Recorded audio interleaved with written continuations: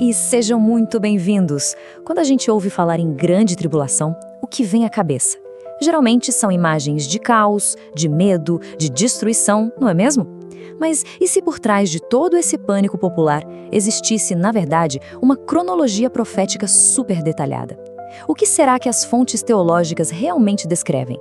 É exatamente essa estrutura que nós vamos desvendar aqui, passo a passo. Para começar, é muito importante a gente ajustar a nossa perspectiva. A palavra apocalipse, sabe, ela não significa destruição. Na verdade, ela vem do grego apocalipsis, que quer dizer revelação, o ato de tirar o véu.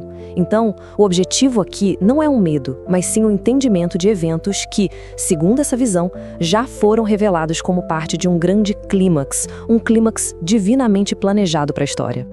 E para navegar por esse assunto, a gente precisa de uma ferramenta. Na teologia, essa ferramenta se chama escatologia, que é basicamente o estudo das últimas coisas. Pensem nela como se fosse um mapa para um território futuro, uma estrutura que ajuda a organizar e interpretar as profecias. É com esse mapa em mãos que a gente vai explorar a tribulação.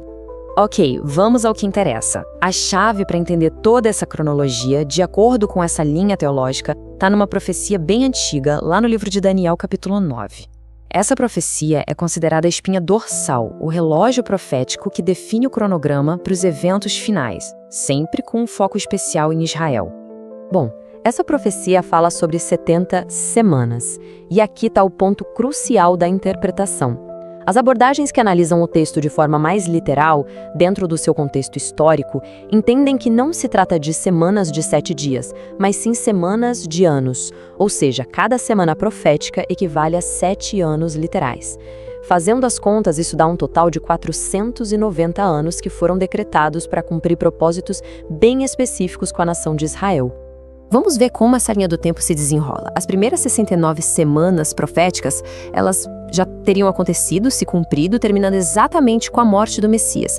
E nesse exato momento, o relógio profético para Israel, ele faz uma pausa. Esse longo intervalo é o que a gente conhece como a Era da Igreja. A grande tribulação, então, é a 70ª e última semana que falta. É um período futuro, de 7 anos, que, segundo essa visão, só vai começar quando esse relógio profético voltar a funcionar.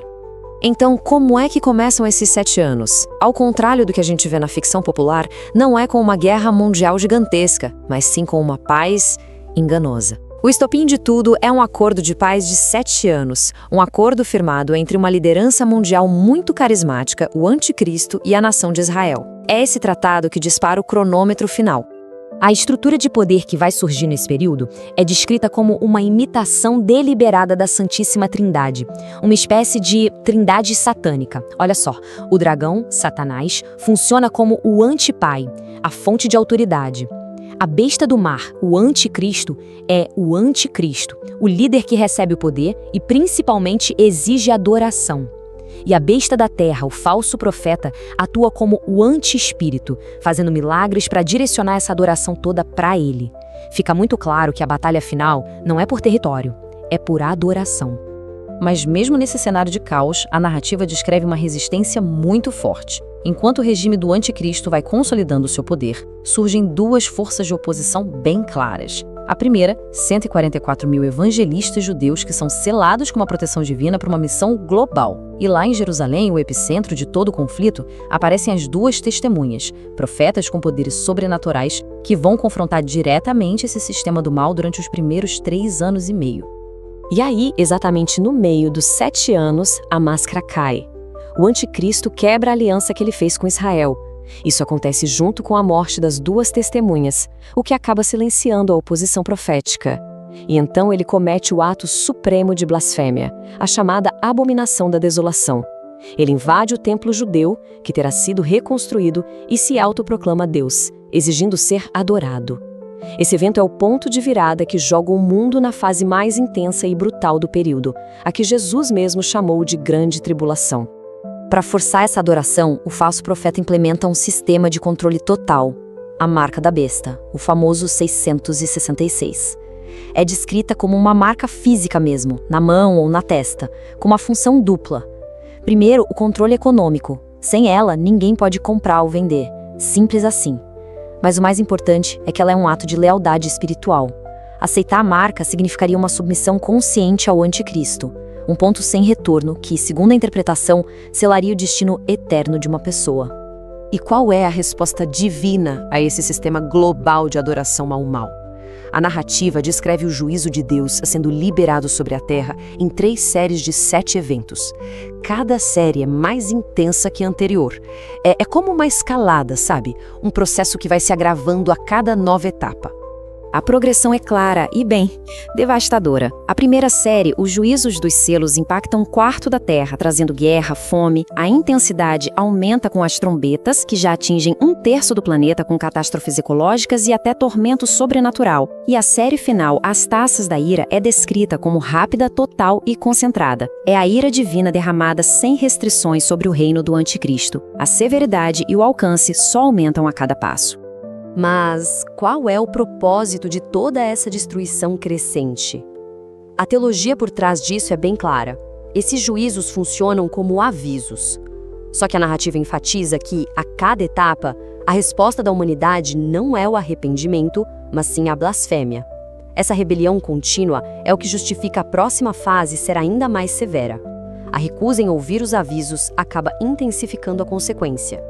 Depois de 7 anos de engano, perseguição e juízo, essa cronologia profética chega ao seu clímax absoluto.